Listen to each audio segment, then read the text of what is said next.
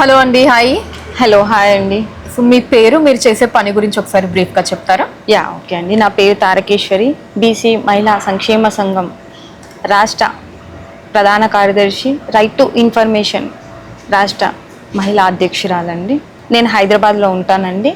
మహిళల్లో ముఖ్యంగా ఏంటంటే మహిళల్లో ఉండే ప్రాబ్లమ్స్ చాలా ఉంటాయి కదా, వాళ్ళని మెరుగుపరచడం.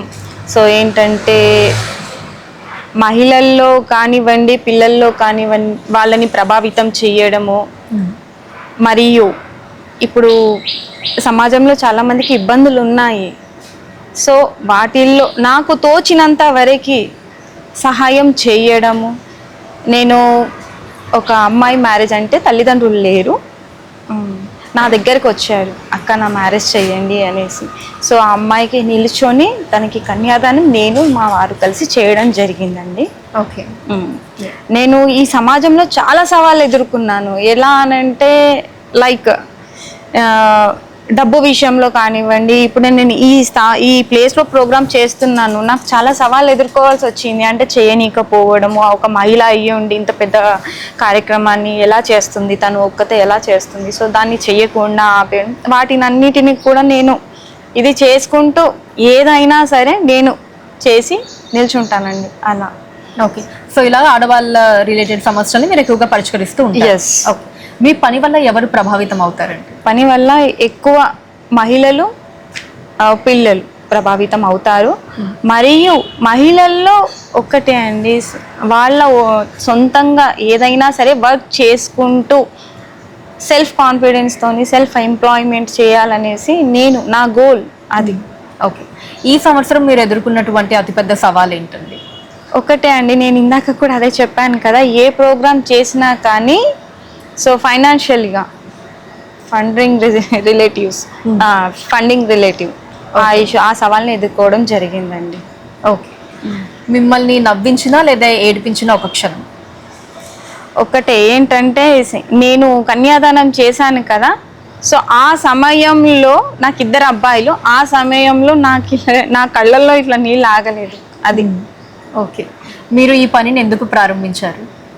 మహిళల్లో వాళ్ళు సొంతంగా వాళ్ళ కాళ్ళపై వాళ్ళు నిల్చోవాలి, ఇంకొకరిపై ఆధారపడకుండా ఉండాలి. సో దానికోసమే నేను ఈ పనిని స్టార్ట్ చేయడం జరిగింది. ఓకే. చెడు రోజుల్లో మిమ్మల్ని ముందుకు నడిపించేది ఏంటండి? చెడు రోజుల్లో నన్ను ముందుకు నడిపించేది నా ఆత్మవిశ్వాసం, నా ఆత్మధైర్యమే అండి. వావ్, అమేజింగ్ అండి. సో మీ రంగం గురించి మీరు తొలగించాలనుకుంటున్న ఒక అపోహ. మహిళలు అనంటే బలహీనులు కాదు, మహిళలు అనంటే శక్తివంతులు. ఈ లోకాన్ని సృష్టించి నడిపించేదే ఒక అమ్మవారు. ఏదైనా చేసిందా అనంటే ఈ లోకం అయిపోవాల్సిందే, అంతం అయిపోవాల్సిందే. సో మహిళ అనేది బలహీనత కాదు, అది. ఓకే. సో ఫ్యామిలీ సపోర్ట్ ఎలా ఉంటుందండి మీకు? ఫ్యామిలీ సపోర్ట్ వల్లే నేను ఈరోజు ఇక్కడ నిల్చున్నాను. ఫ్యామిలీ సపోర్ట్ చాలా బాగా ఉంటుంది. నా అమ్మ నాన్నది, నా హస్బెండ్ది, నా పిల్లలది, అందరిది చాలా సపోర్ట్ ఉంటుందండి నాకు. సో ప్రస్తుతం సమాజం నుంచి మీరు కోరుకునేది ఏంటి? సొసైటీ నుంచి నేను ఒక్కటేనండి కోరుకునేది ఏంటి అంటే, మహిళలు ఆర్థికంగా స్వతంత్రంగా, అంటే మీన్స్ ఒకరిపైన డిపెండ్ అయ్యి ఉండకుండా ఓన్గా ఇండిపెండెంట్గా ఉండి ముందుకెళ్ళాలి, అన్ని రంగాలలో ముందుకెళ్ళాలి. ఎలా అంటే జాబుల్లో కాకుండా సొసైటీలో ఇప్పుడు ఉద్యమాలైనా సరే, లేదు అని అంటే సినీ రంగంలో అయినా సరే, లేదు అని అంటే పార్టీ పరంగా ఏ రంగంలో అయినా సరే మహిళా శక్తి, నారీ శక్తి ముందుకెళ్ళొచ్చు. అలా ముందుకే వెళ్ళాలని నా ఒక్క అభిప్రాయం. ఓకే. మీ లబ్ధిదారులు మిమ్మల్ని పిలిచేటటువంటి ఒక పదం? ప్రతి ఒక్కరు కూడా ఇప్పటి వరకు నన్ను అమ్మ అనే పిలుస్తారు, తారమ్మ, తార అక్క అనేసే పిలుస్తారు ప్రతి ఒక్కరు. ఓకే. సో నారీ శక్తి అంటే మీకు డెఫినేషన్ ఏంటండి, అర్థం ఏంటి? నారీ శక్తి అని అంటే ద గ్రేట్ అచీవ్డ్ అండ్ ఏంటంటే సమాజంలో మహిళా శక్తి ముందుకెళ్ళాలి, ఇంకా అంతే. గ్రేట్ అచీవ్డ్ అంతే. సో నారీ శక్తి అవార్డ్స్ 2026కి నామినేట్ అవ్వడం ఎలా అనిపిస్తుంది? ఐ ఫీల్ వెరీ ప్రౌడ్ అండి, చాలా ప్రౌడ్గా ఫీల్ అవుతున్నాను. ఓకే. గొప్పగా ఫీల్ అవుతున్నాను. ఓకే.